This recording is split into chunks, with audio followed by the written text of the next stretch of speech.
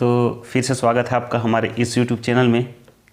कल हम लोग देखे थे एक समान त्वरण से द्विविमीय गति के बारे में। आज हम लोग देखेंगे प्रक्षेप गति। तो देखते हैं प्रक्षेप गति के बारे में।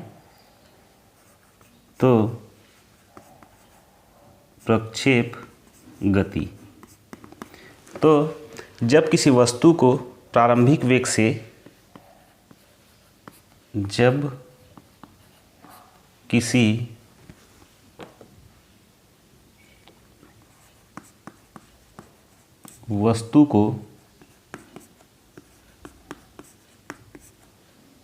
प्रारंभिक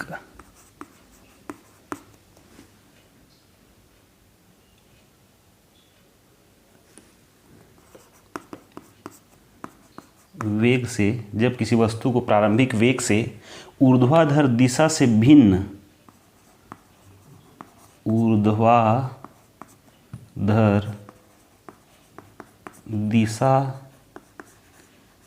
से भिन्न किसी अन्य दिशा में फेंकते हैं।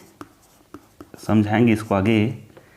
किसी अन्य दिशा में फेंकते हैं तो वस्तु ऊर्ध्वाधर तल में गति करते हुए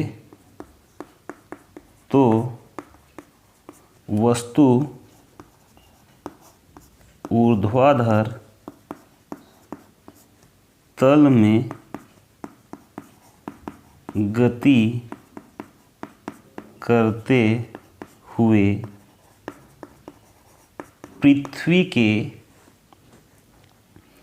अन्य स्थान पर जाकर गिरती है। पृथ्वी के अन्य स्थान पर जाकर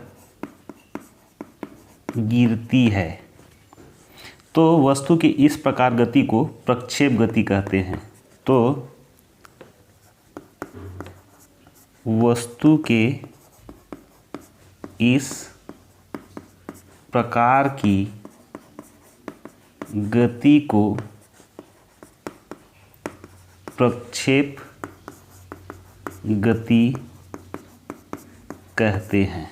अब देखो यहाँ साफ साफ लिखा है, जब किसी वस्तु को प्रारंभिक वेग से, प्रारंभिक वेग मतलब u से ऊर्ध्वाधर दिशा से भिन्न, मतलब ये ऊर्ध्वाधर दिशा है, ये y अक्ष है, तो ऊर्ध्वाधर दिशा से भिन्न किसी अन्य दिशा में फेंकते हैं तो वस्तु ऊर्ध्वाधर तल से गति करते हुए पृथ्वी के किसी स्थान पर आकर गिर जाती है। मान लो अपन यहाँ से किसी वस्तु को फेंकते हैं, किधर भी फेंके, चाहे इधर फेंके कि इधर फेंके, वो कहीं न कहीं जाके पृथ्वी के तल पे ही वो वापस आएगी।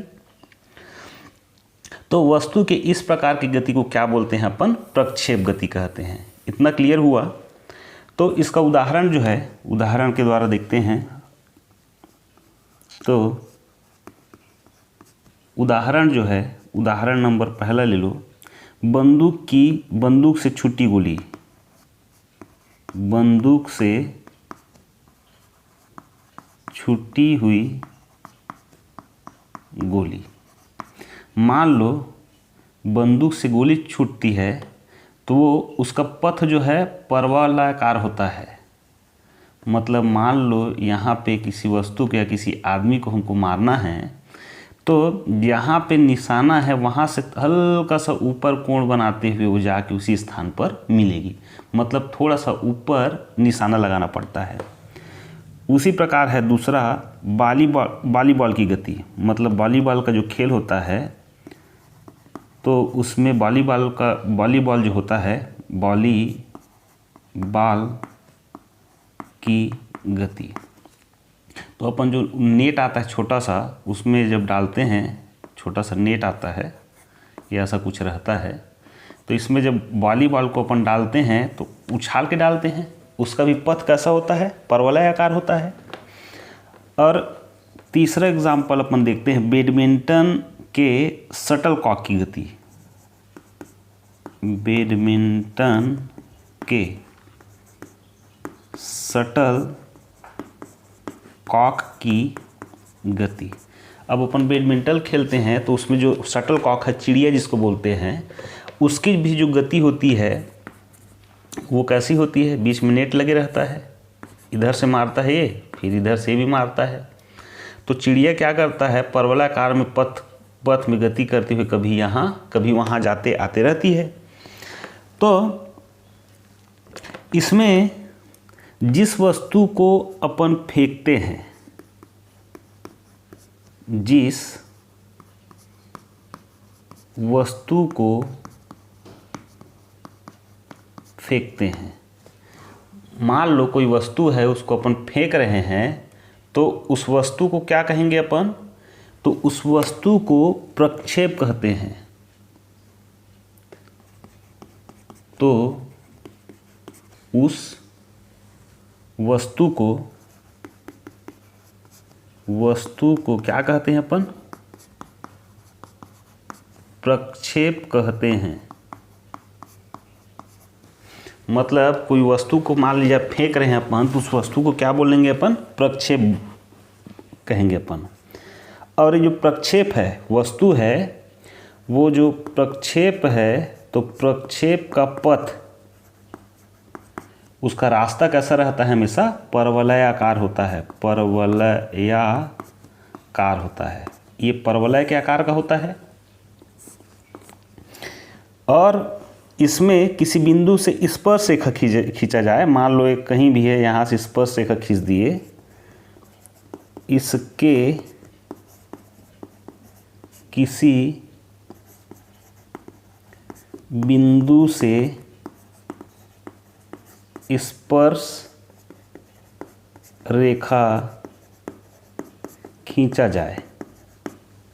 मान लो किसी बिंदु से अपन स्पर्श रेखा खींच देते हैं, कोई भी बिंदु है वहाँ से अपन स्पर्श रेखा खींचें, तो वो जो है, मान लो इस बिंदु से अपन खींचते हैं तो ये ऐसा, इस बिंदु से खींचते हैं तो ये ऐसा प्राप्त होगा, तो सॉरी ये ऐसा प्राप्त होगा, और इस बिंदु से खींचे तो ये प्राप्त होगा। तो खींचा जाए तो एक और चीज़, वहाँ पे जो दिशा है वो वेग को प्रदर्शित करता है।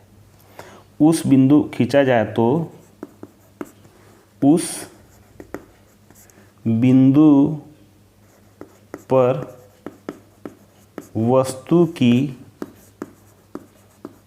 दिशा को प्रदर्शित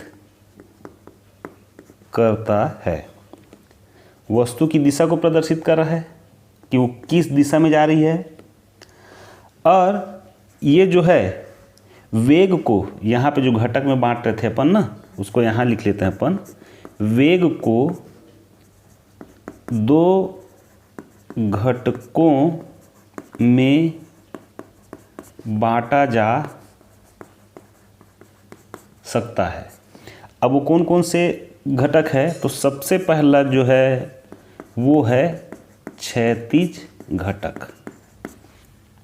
एक कक्ष में जो वस्तु गति कर रही है, फेंक रहे हैं अपन, तो एक अक्ष के सापेक्ष उसकी जो गति है वो क्षैतिज घटक होता है, और उसका मान जो होता है वो हमेशा नियत होता है।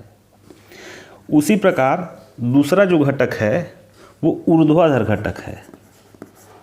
ऊर्ध्वाधर घटक, इसका मान जो होता है वो परिवर्तनशील होता है। परिवर्तनशील होता है। अब देखो भिन्न भिन्न स्थान पर इस y अक्ष के सापेक्ष ले लें, उसका वैल्यू कैसा है? अलग अलग है। तो इसका मान कैसा है? हमेशा परिवर्तनशील है। अब आगे देखते हैं अपन प्रक्षेप गति के बारे में। तो प्रक्षेप गति होता क्या है? तो प्रक्षेप गति तो जब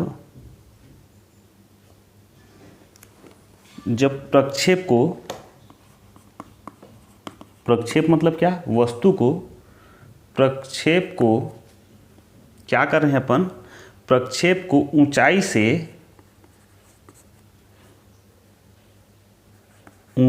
से क्षैतिज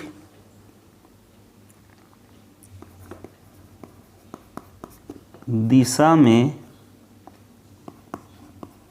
जब प्रक्षेप किया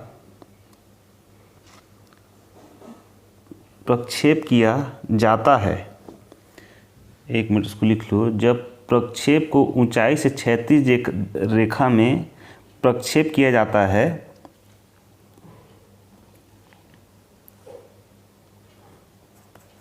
तो क्षैतिज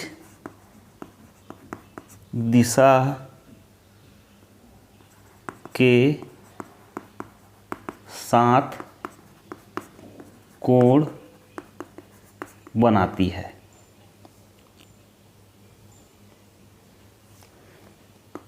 तो ये जो जैसा फेंक रहे हैं अपन किसी वस्तु को, तो यहाँ से वो कोण बना रही है, एक कोण बना रही है, यहाँ से थीटा कोण बना रही है, उसी चीज़ को बोल रहा है जब प्रक्षेप को ऊंचाई से क्षैतिज दिशा में फेंका जाए। अब ऊंचाई से फेंक रहे हैं यहाँ पे ना, मतलब मान लो ये मीनार की ऊंचाई है तो यहाँ से फेंक रहे हैं इसको। प्रक्षेप गति, जब प्रक्षेप को ऊंचाई से क्षैतिज दिशा में फेंका जाए तब प्रक्षेप दिशा में जब प्रक्षेप किया जाए तो क्षैतिज दिशा के साथ एक वो कोण बनाती है, उस कोण बनाती है वो। अब वो जो है, ये जो है उसको अपन दो घटक में भी बांट सकते हैं, या दो प्रकार हो सकता है इसको, या तो उसको ऊंचाई से फेंके या तो उसको जमीन का जो तल है वहाँ से फेंके। दो प्रकार से वस्तु को फेंक सकते हैं अपन। तो सबसे पहला देखते हैं जब प्रक्षेप को या वस्तु को ऊंचाई से क्षैतिज दिशा में फेंका जाए। तो सबसे पहला देखते हैं जब प्रक्षेप को ऊंचाई से क्षैतिज दिशा में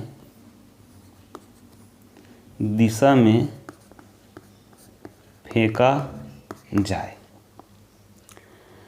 तो उस कंडीशन में मान लो अपन मीनार की ऊंचाई ले लेते हैं, उसी मीनार की ऊंचाई से उस वस्तु को अपन फेंक रहे हैं, तो ये वस्तु यहाँ पे आके गिर रही है। ये अक्ष है एक्स अक्ष, ये अक्ष है वाई अक्ष।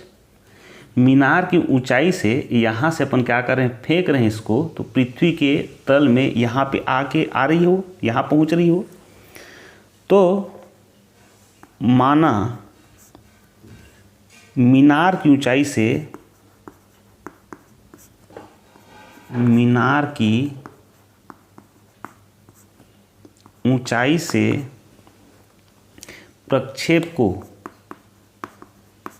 प्रक्षेप को प्रारंभिक वेग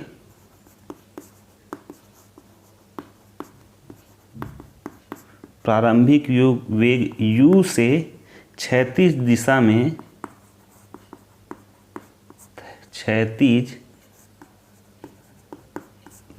में फेंका जाता है, यहाँ से क्षैतिज दिशा में फेंका जाता है। तो वस्तु जो है, वस्तु को पृथ्वी की सतह x दूरी पर आकर गिरती है। अब यहाँ से प्रक्षेप कर रहे हैं तो यहाँ से वो x दूरी पर बिंदु A है, वहाँ पे आ करके वो वस्तु क्या हो रही है, गिर रही है। तो यहाँ पे जो y दिशा में काम कर रहा है, मतलब y जो काम कर रहा है वो g के काम कर रहा है। g मतलब गुरुत्वाकर्षण काम कर रहा है वहाँ पे। और इसकी जो ऊंचाई है वो क्या है, y है। एक अक्ष क्या है जहाँ पे प्रक्षेप गिर रहा है वो, और y क्या है जहाँ पे प्रक्षेप किया जा रहा है। तो यहाँ पर ux का जो मान है वो u के बराबर होगा। ये ux है, ये जो अक्ष है वो ux है, और uy बराबर लें तो 0 काम करेगा इस ऊंचाई पर, तथा यदि त्वरण ax लें तो वहाँ पे त्वरण होगा 0, और y दिशा में अगर त्वरण को लिया जाए तो गुरुत्वाकर्षण g के बराबर होता है। तो ऊर्ध्वाधर दिशा में गति के लिए यहाँ पे ऊर्ध्वाधर दिशा में गति के लिए तो यहाँ पे uy का मान क्या होता है, uy का मान क्या होगा, 0 होगा। ay का मान जो है वो g के बराबर होगा। अब यहाँ पे विस्थापन जो होगा, विस्थापन जो होगा कहाँ से कहाँ तक हो रही है, तो ये दूरी y तक हो रही है, बराबर किसके होगा, y के होगा। तो गति के दूसरे समीकरण से, गति के दूसरे समीकरण से, गति का दूसरा समीकरण क्या है, तो v बराबर u प्लस at होता है। तो यहाँ पे क्या हो जाएगा, y बराबर uy into t plus 1/2 ay into T का वर्ग हो जाएगा यहाँ पर के लिए। तो क्या होगा, y बराबर uy इंटू टी प्लस ये 1/2 ay इंटू टी का क्या हो जाएगा, वर्ग हो जाएगा। इतना ही होगा। तो आगे जब मान रखते हैं, ay का मान किसके बराबर है, 0 के बराबर है, t अपनी जगह में रहेगा, और ये 1/2, और ay का मान किसके बराबर है, त्वरण गुरुत्वीय त्वरण g के बराबर है इंटू टी का वर्ग। इतना क्या आ जाएगा, 0 हो जाएगा। तो y बराबर 1/2 g इंटू टी का वर्ग। इसको दे दो समीकरण नंबर 1। अब तो देख लिए ऊर्ध्वाधर दिशा में गति करने के लिए, मतलब प्रक्षेप कहाँ हो रहा है, ऊर्ध्वाधर दिशा में हो रहा है। अब देखते हैं क्षैतिज दिशा में गति के लिए। अब ये y अक्ष का काम हो गया। अब किसको ले रहे हैं अपन, एक अक्ष को ले रहे हैं। इसको क्षैतिज अक्ष बोलते हैं, इसको ऊर्ध्वाधर अक्ष बोलते हैं। तो अब क्षैतिज अक्ष को देखते हैं। तो क्षैतिज अक्ष में ux का जो मान है, यहाँ से यहाँ तक का मान है, वो किसके बराबर है, u के बराबर है। और त्वरण जो है x अक्ष में वो 0 होगा। y अक्ष में कैसा था, तो g के बराबर था।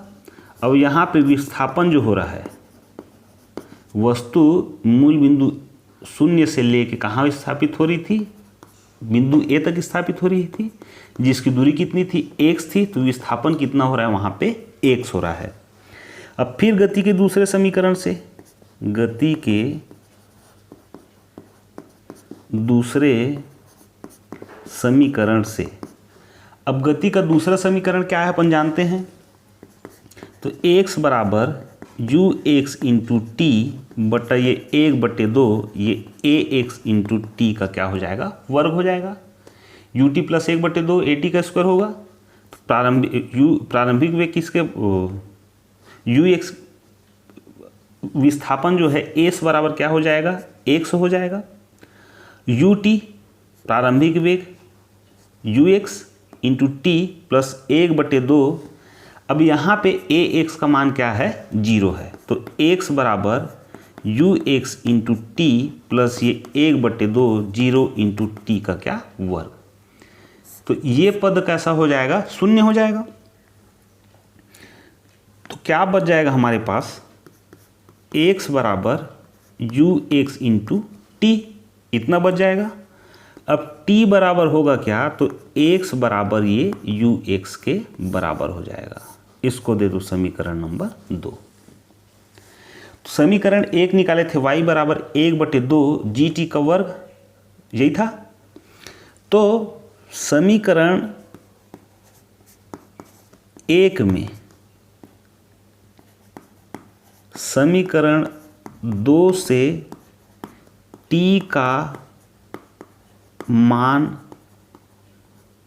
रखने पर, अब देखो यहाँ मान रख रहे हैं तो ये y बराबर 1/2 इंटू ये g और t का स्क्वायर था, तो y बराबर 1/2 g है, t का क्या वैल्यू निकल रहा था वहाँ पे x का स्क्वायर बटे u का स्क्वायर हो जाएगा, t का स्क्वायर है।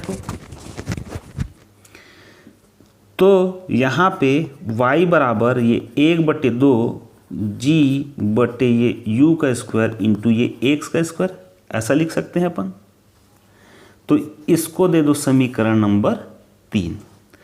अब ये जो पद है, ये इतना पद जो है वो नियतांक होता है, तो y बराबर होगा bx का स्क्वायर।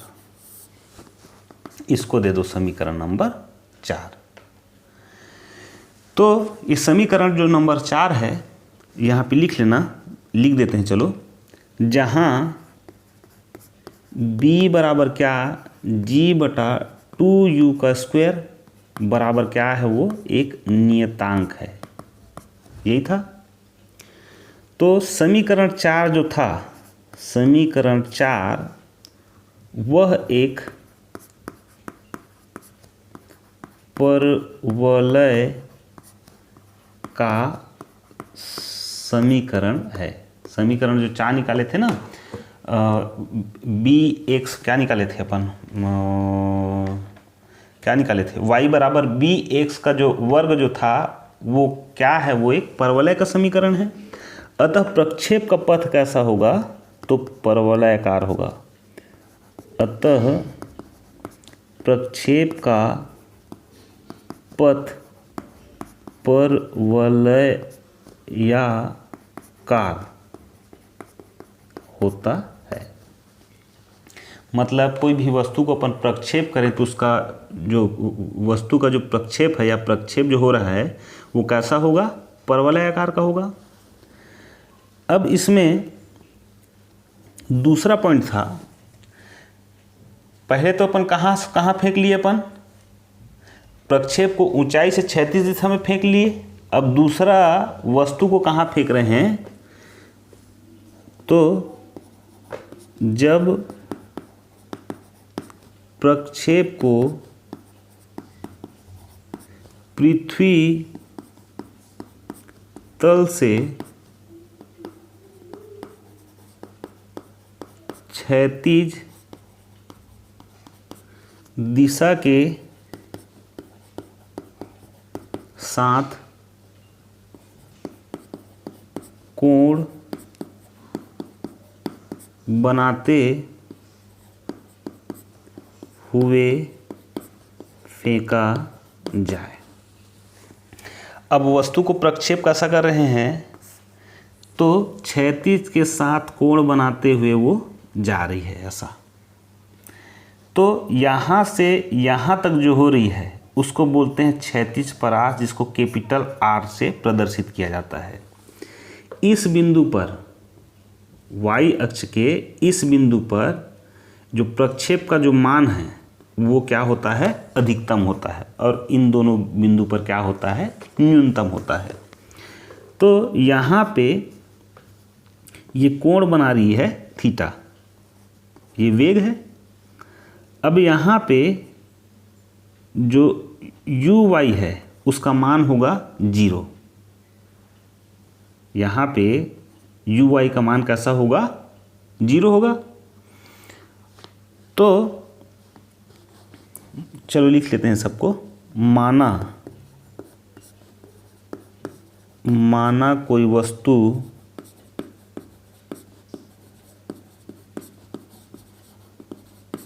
मूल बिंदु O से, मूल बिंदु O से क्षैतिज के साथ मतलब क्या, एक्स अक्ष या एक्स जो दिशा है उसके साथ थीटा कोण बनाते हुए फेंका जाए। थीटा कोण बनाते हुए, यहाँ पे एक शब्द जोड़ लेना, थीटा कोण बनाते हुए प्रारंभिक वेग u से फेंका जाए। प्रारंभिक वेग u से फेंका जाए। अब वस्तु को प्रारंभिक वेग कहाँ से फेंक रहे हैं अपन, u से फेंक रहे हैं। तो अब ये जो घटक है उसको x घटक और y घटक, दो घटकों में इसको विभाजित किया जा सकता है। तो इस स्थिति में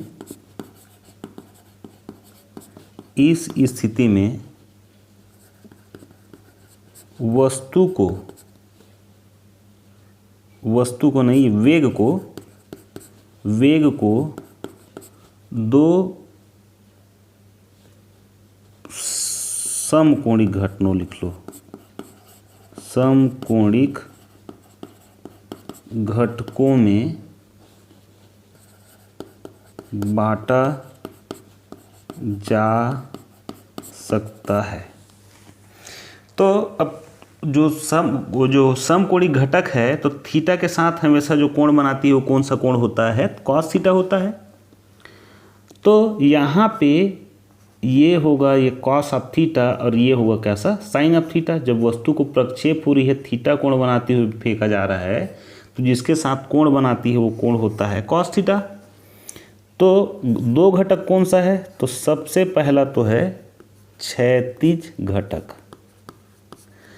अब क्षैतिज घटक को क्षैतिज घटक क्या है इसका, तो u cos ऑफ थीटा होगा। इसका मान भी नियत होता है। दूसरा होता है ऊर्ध्वाधर घटक। ऊर्ध्वाधर घटक मतलब u sin थीटा।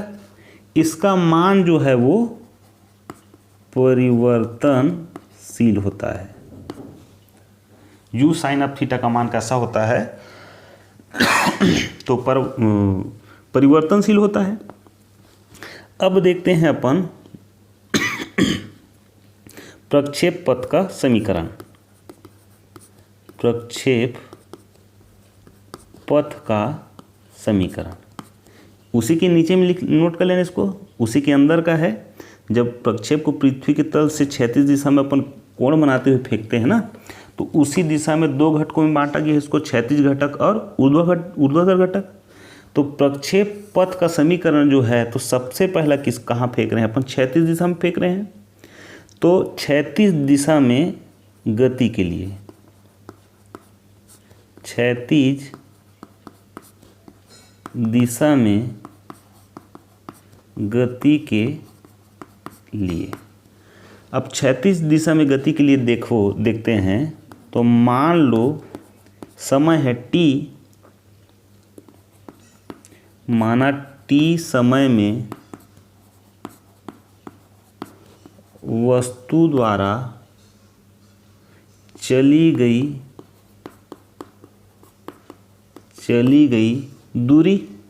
दूरी को अपन क्या बोलेंगे, यहाँ पे विस्थापन हो रहा है उसका।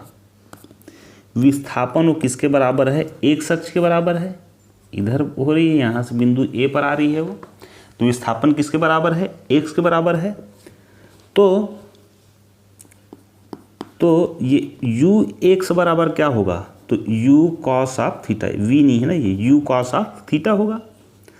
और यहाँ पे क्षैतिज त्वरण जो है उसका मान जो है 0 होगा। ऊर्ध्वाधर जो त्वरण है उसका मान g के बराबर होता है, लेकिन क्षैतिज दिशा में जो त्वरण का मान होता है वो 0 होता है। और विस्थापन जो हो रहा है किसके बराबर है, वो x के बराबर है। तो गति के फिर दूसरे समीकरण से, तो गति का दूसरा समीकरण है क्या, तो s बराबर ut प्लस 1/2 at का स्क्वायर है। तो यहाँ पे एस की जगह हम क्या आ जाएगा, एस आ जाएगा, वहाँ पे एस विस्थापन था। और यहाँ पे यू एक्स इंटू टी बटा 1/2 ए एक्स इंटू टी का क्या हो जाएगा, यहाँ पास वर्ग हो जाएगा, ए टी का वर्ग हो जाएगा। तो यहाँ पे यू एक्स का मान जो है क्या है, यू कॉस ऑफ थीटा है, और यहाँ पे ए एक्स का मान क्या है, 0 है। तो एक्स बराबर a u cos of theta plus 1/2 और ये 0 इंटू टी का क्या वर्ग। तो x बराबर क्या होगा, u cos of theta plus ये 0। तो यहाँ पे t को भूल गए ना, इंटू ये t है, इंटू ये t है। तो यहाँ पे t का मान अपन निकालें तो t बराबर होगा x बटा u कॉस ऑफ थीटा। इसको दे दो समीकरण नंबर 1। अब क्षैतिज दिशा में गति के लिए देख लिए। अब इसको देखते हैं ऊर्ध्वाधर दिशा में गति के लिए। तो दूसरा है ऊर्ध्वाधर दिशा में गति के लिए। अब ऊर्ध्वाधर दिशा में जो गति के लिए है, तो मान लो माना t समय में वस्तु द्वारा तय की गई जो दूरी है, वस्तु द्वारा तय की गई दूरी या क्या विस्थापन, वो किसके बराबर है, तो y के बराबर है। तो विस्थापन कैसा है, y है। तो यहाँ पे y अक्ष में वेग जो है वो u साइन ऑफ थीटा के बराबर हो जाएगा, u साइन ऑफ थीटा के बराबर हो जाएगा। और जो क्षैतिज त्वरण जो है, ऊर्ध्वाधर त्वरण है जो है, वो माइनस जी के बराबर होगा। तो हम लोग फिर जानते हैं गति के दूसरे समीकरण से। अब देखो यहाँ माइनस जी क्यों हुआ, वहाँ अपन ऊपर से फेंक रहे थे तो गुरुत्वीय त्वरण का मान जो है वो धनात्मक था, और जब नीचे से ऊपर फेंक रहे हैं तो गुरुत्वीय त्वरण का मान कैसा होता है, तो ऋणात्मक होता है यहाँ पे। तो गति के दूसरे समीकरण से देखते हैं तो एस बराबर U T plus 1/2 A T का स्क्वायर होता है। तो यहाँ एस बराबर है वाई और यू वाई इंटू टी बटा ये 1/2 क्या बच जाएगा हमारे पास, ए वाई इंटू टी का क्या वर्ग बच जाएगा। तो y बराबर इंटू टी, यहाँ पे इसको वैल्यू रख दो यू वाई का, यू वाई बराबर u sine of theta into t plus ये 1/2। यहाँ पे त्वरण का जो मान है वो माइनस जी के बराबर है, इंटू क्या, तो टी का वर्ग। तो क्या बच जाएगा हमारे पास, y बराबर u sine of theta into t minus ये 1/2 ये जी टी का वर्ग, ये बच जाएगा हमारे पास। एक बार चेक कर लेना, यही बचेगा ना, शायद यही बचेगा। तो समीकरण जो दिए थे दो, समीकरण 1 टी बराबर एक्स बटे यू कॉस ऑफ थीटा था, समीकरण 2 था y बराबर u sine of theta into t minus 1/2 g t का वर्ग था। तो यहाँ पे समीकरण 2 में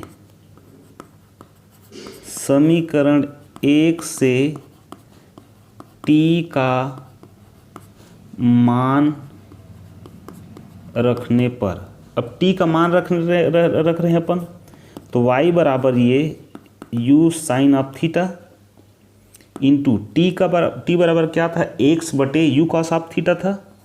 तो x बटा you cos of theta minus 1/2 जी। अब t जो था तो x बटा यू कॉस ऑफ थीटा का क्या वर्ग। यहाँ से यहाँ यू कैंसिल हो गया। साइन थीटा बटे कॉस थीटा बराबर क्या होता है, तो टेन थीटा होता है। X into tan theta minus 1/2 जी। अब ये एक्स का स्क्वायर बटे ये यू का स्क्वायर, ये cos of theta square theta, ये समीकरण 3 है। अब देखो ये भी जो समीकरण प्राप्त हुआ है हमें, ये भी एक परवलय का समीकरण होता है। तो समीकरण 3 भी है, 3 तो परवलय, एक परवलय है जो ए एक्स माइनस बी एक्स का स्क्वायर के समान समीकरण है, समान समीकरण है। अतः क्या, तो अतः पथ का समीकरण, अतः प्रक्षेप का पथ जो होता है, अतः प्रक्षेप का पथ जो होता है वो कैसा होता है, परवलयाकार, परवलयाकार होता है। मतलब प्रक्षेप जब करते हैं तो कैसा प्रक्षेप होगा, तो एक परवलयाकार के भांति वो प्रक्षेप होगा। तो आज के लिए बस इतना ही। बहुत बहुत धन्यवाद।